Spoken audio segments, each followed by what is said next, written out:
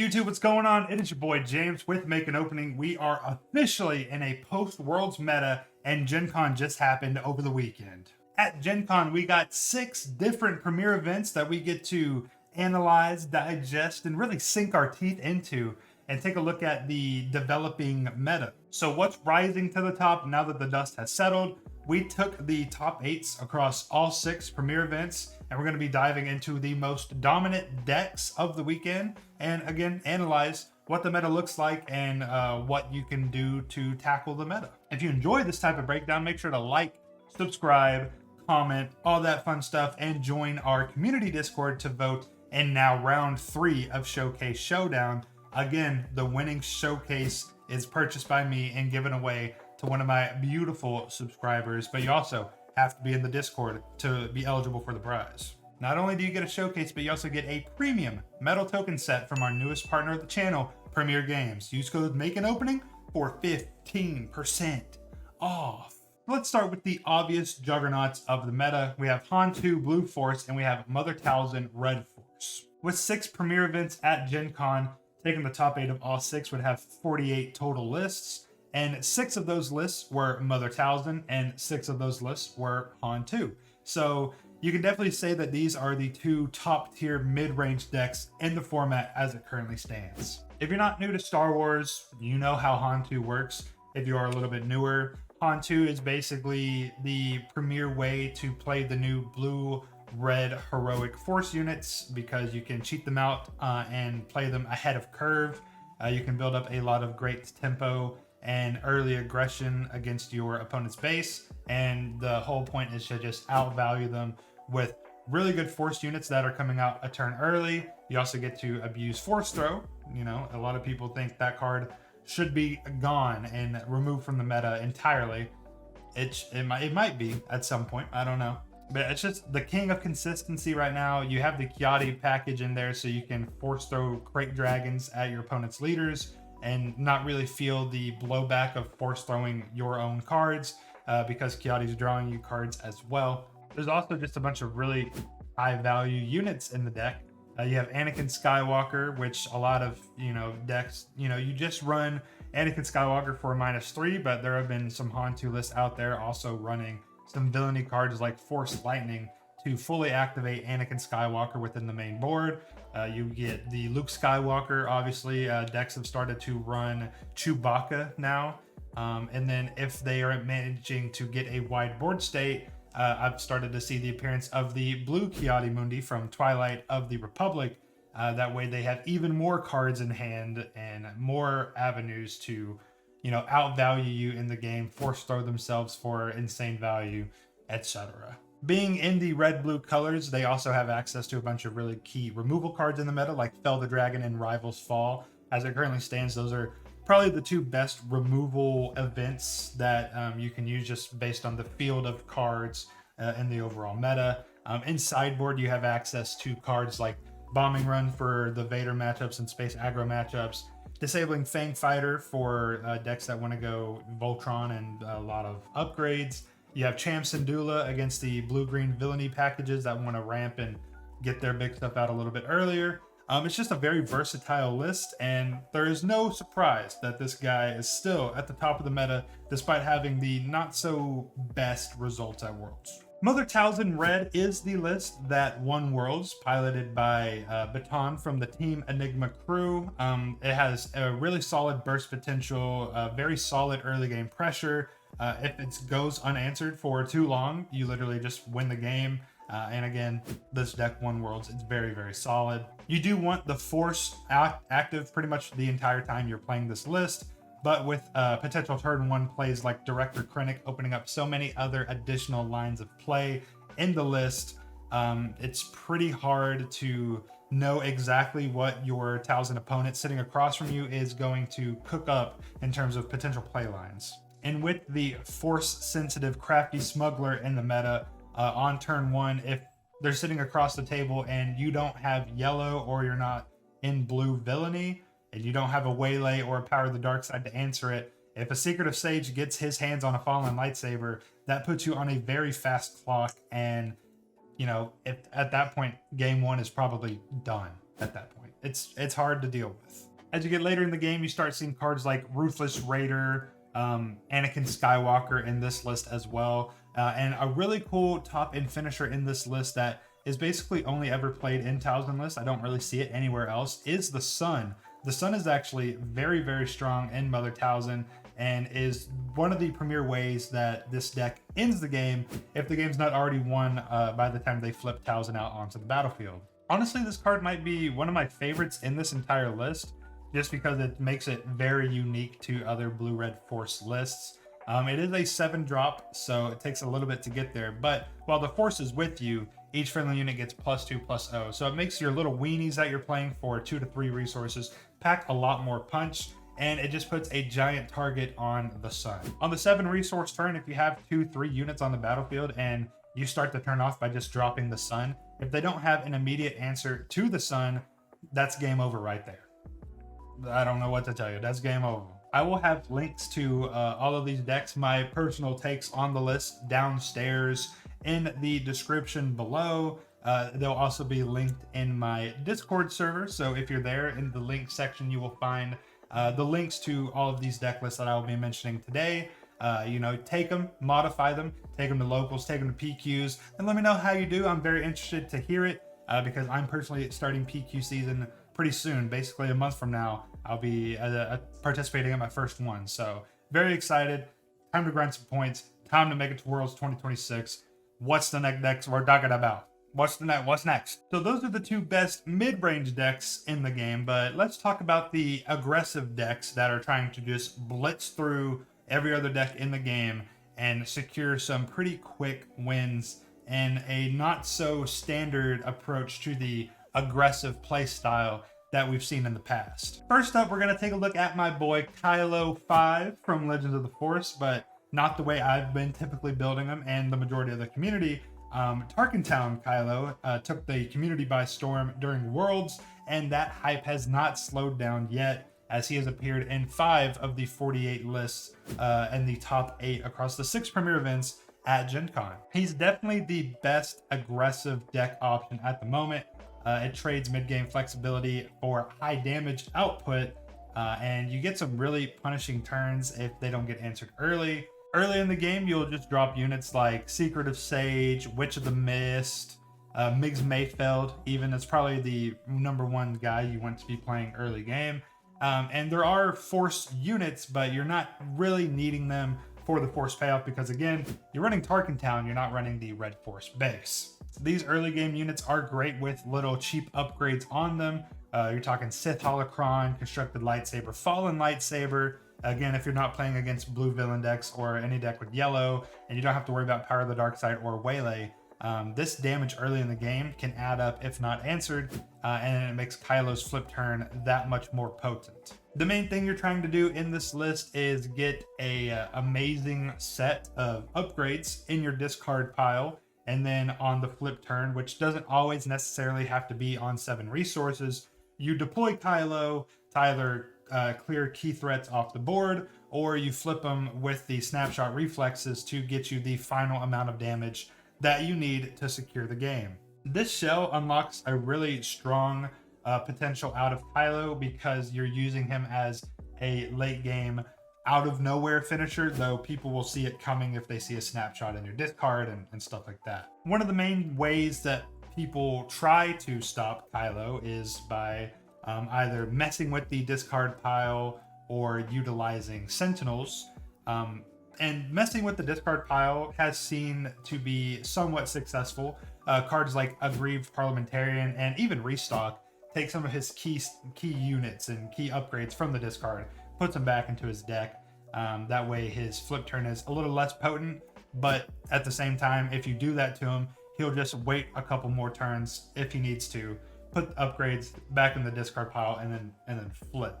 It's kind of hard to really put a wrench in this deck's plan because they can just wait it out, especially if they've been the ones putting the early game pressure on you, and you're the one sitting at 10-12 HP left, and they're, not so hurt by this time of the game. If you think a Sentinel is going to save you as well, you can think again, because this deck runs the Infiltrator skill upgrade.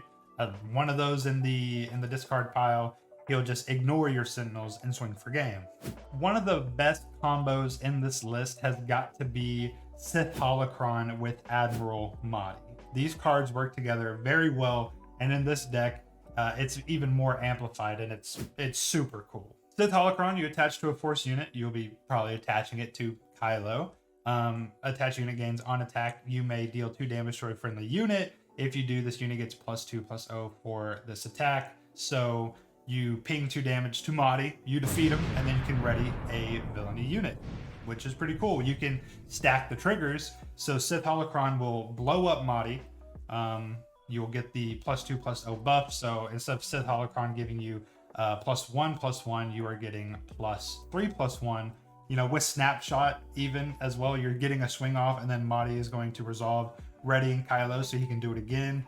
You can get a ton of damage off in the span of 1 turn thanks to Mahdi and Sith Holocron. This is a two card combo, but in this deck, if you get enough reps in, it's very easy and very manageable to get off as well. You'll honestly be kind of surprised by how often you can get it going.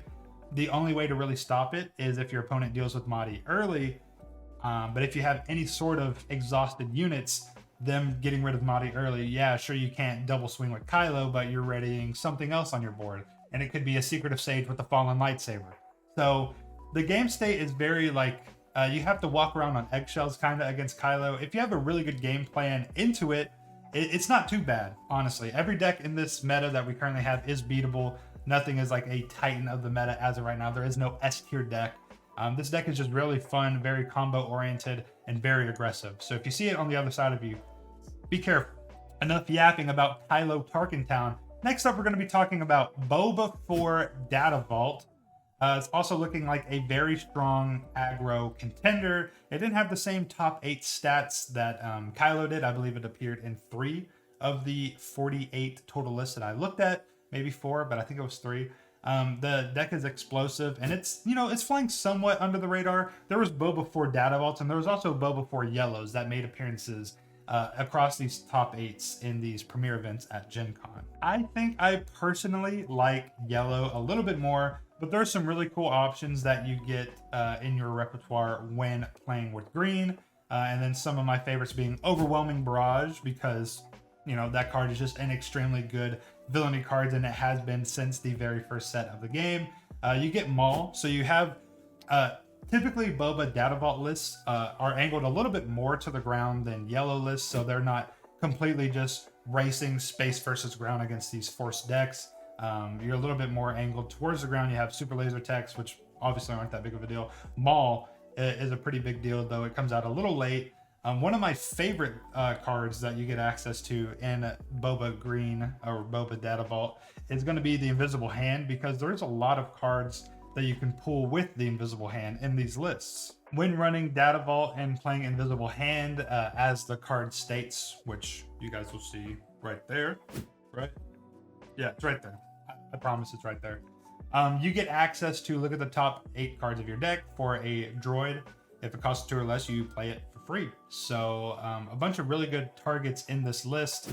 You get HK-47, you get the series officer. You also get the Vanguard Hyena Bomber, which is, more burn towards the enemy base. And a lot of the burn cards in this deck go really well with Boba, because as long as it's not combat damage, you're doing even more indirect damage, spreading the love, spreading the burn onto your enemy, and just keeping that pressure up and making the games feel a little bit more, can't think of the word. It's a little bit more oppressive. That's the word I was looking for, oppressive. So Boba Fett 4 in general, really strong, aggressive lists. Data Vault seems to be performing a little better than Yellow, or at least performing in larger numbers than Yellow. It's hard to tell which of the two is stronger, but I personally think Data Vault is a little bit more fun. I don't know. It has more mid to late game presence, and it's cooler. You have more HP. You got more cards in your deck, more answers. I don't know. I've always liked Data Vault, so maybe I'm just a Data Vault show. I don't know.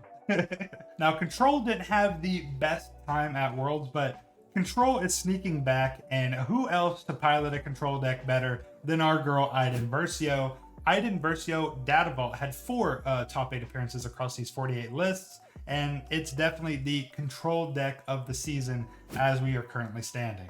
You know, as always, Iden grinds you down, controls the board state, gains a lot of value over time, passively healing itself over time. That way it just has longer sticking power throughout the average duration of a game. And Data Vault lets you stabilize and pivot to inevitability. So, you know, if you can make the turn into the late game, you're dropping bomb after bomb after bomb. You're healing when you're removing things. It's not a flashy deck. Some people may say it is an annoying deck. It's not a fun deck to play against. Those people just play mid-range. They don't like control, but it's a very good deck, and it's performing right now. So it's a deck you can't deny at this point in time. If you're tired of seeing mid-range mirrors and you want to start demolishing mid-range decks, if you've had enough of Talzin in your meta, Han2 Blue in your meta, pull out Iden Data Vault. You might have a pretty good time crushing your foes. Iden actually took down one of the premier events, Premier Event 5. Iden just straight up won the whole thing, which is very impressive. And, you know, if you look at the lists, it's just hard control. There's some early game units that you can play to control the board or draw cards. Obviously, perching is a staple in these lists. The new 8th Brother unit is actually a really fun addition to blue-green villain decks. It's another ambush avenue, and it gets the job done. 8th Brother can ambush into a lot of key units and survive with, you know, a really strong stat line. 8th Brother is a 5/7 ambusher, and then when you play another unit, you can use the Force to give a unit +2/+2 for the phase.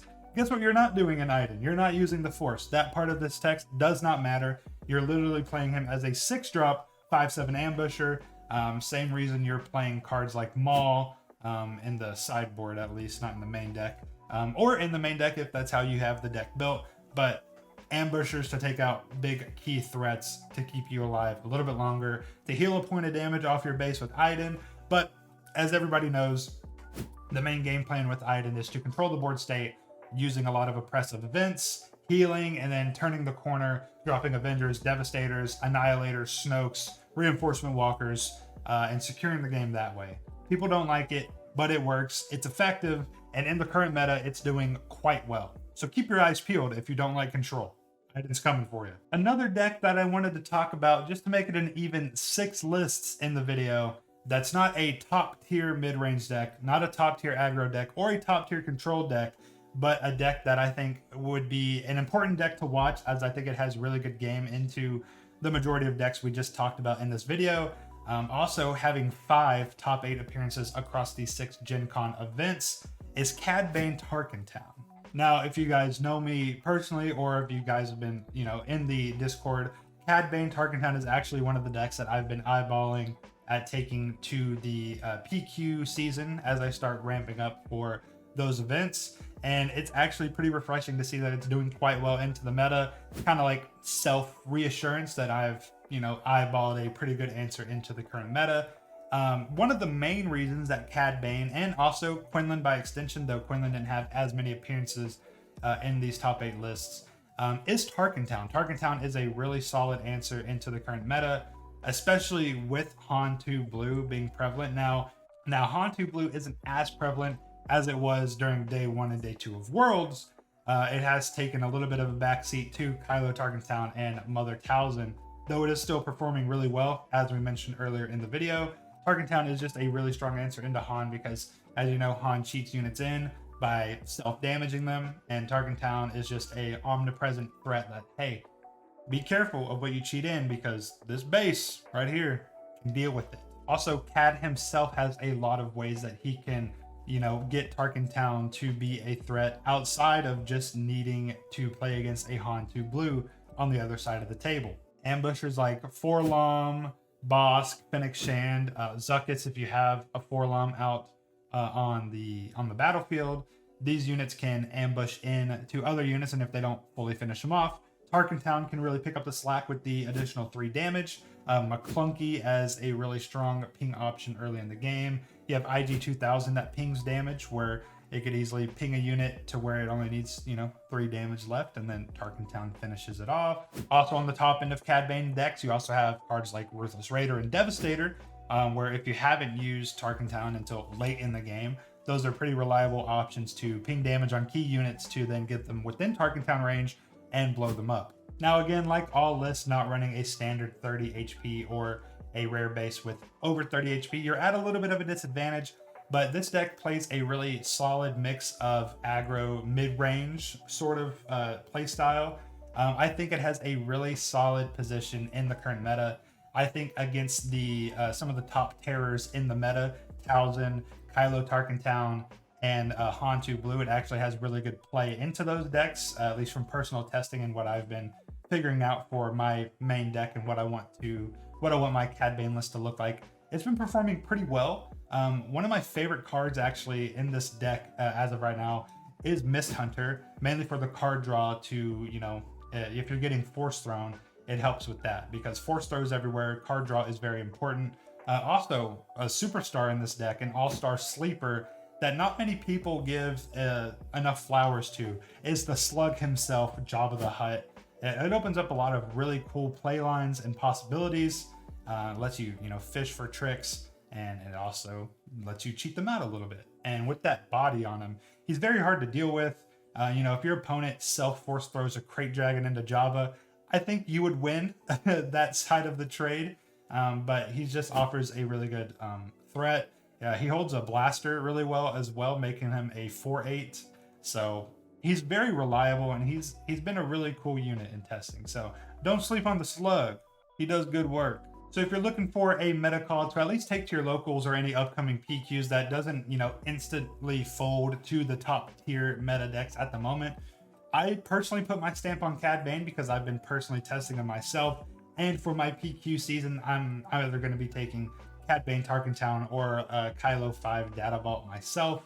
I'm completely off ECL at this point, for Kylo at least, so Data Vault or bust. I don't want to do Tarkintown. It's fun in testing, but I want something that, I don't know, I like blue-green villain like control decks. It's pretty fun to play. It's a guilty pleasure of mine. Leave me alone. So across these 6 premier events, these are the most represented decks in top 8 finishes. But what does that actually tell us? Some things that it tells us is that mid-range is king, but not totally invincible. Aggro decks are alive and dangerous. Kylo5 and Boba4, they're ready to punish those decks that, they try to be a little too greedy and keep a very weird hand, or just decks that aren't fully prepared for the amount of damage that they can push out.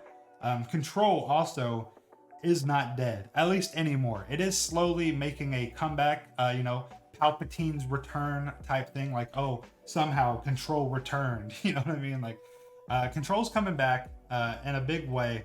We're starting to see more and more results from Control lists. Look out for Iden, look out for Palpatine. It's coming back, unfortunately. And then most importantly, if you're looking for something fun and fresh to play that does pretty well into some of the top tier meta decks, in my opinion, Cad Bane might be a sleeper. I mean, not too much of a sleeper because he's doing well, especially at Gen Con, but hey, don't sleep on Cad Bane. He's awesome. So again, if you want to test any of these decks, or you're trying to brew a meta buster of your own, coming out in our community Discord, I'm going to have all the links to these deck lists in my Discord. And it's also a good place to hang out, talk, workshop decks, find some games. I'm going to probably start doing some streams in the Discord where we play, some games together and, test things out, see how well we do. Maybe we crack the meta and we find some crazy secret deck. I don't know. It could happen. Also, we're in round 3 of the Showcase Showdown, so vote on your favorite leaders and you could win the winning showcase and a metal token set from our partners at Premier Games. And again, use code MAKEANOPENING for 15% off at checkout. You will not be disappointed on your product. Let me know in the comments, what deck are you guys personally brewing and taking to your locals, weeklies, and upcoming PQs? Will Talzin and Han keep dominating? Or is it Kylo's time to shine? Maybe Cad Bane sneaks in there and starts getting some really good finishes or wins. I'm curious to hear your thoughts. Also, if you want to see any of these videos in a full-fleshed deck tech video of mine, let me know down in the comment section which one you would like. That video will be coming out soon. So just let me know which one you want to see. I'll make one for you. Thanks for watching. This has been James from Make an Opening. And as always, stay unlimited. Peace out. Bye-bye.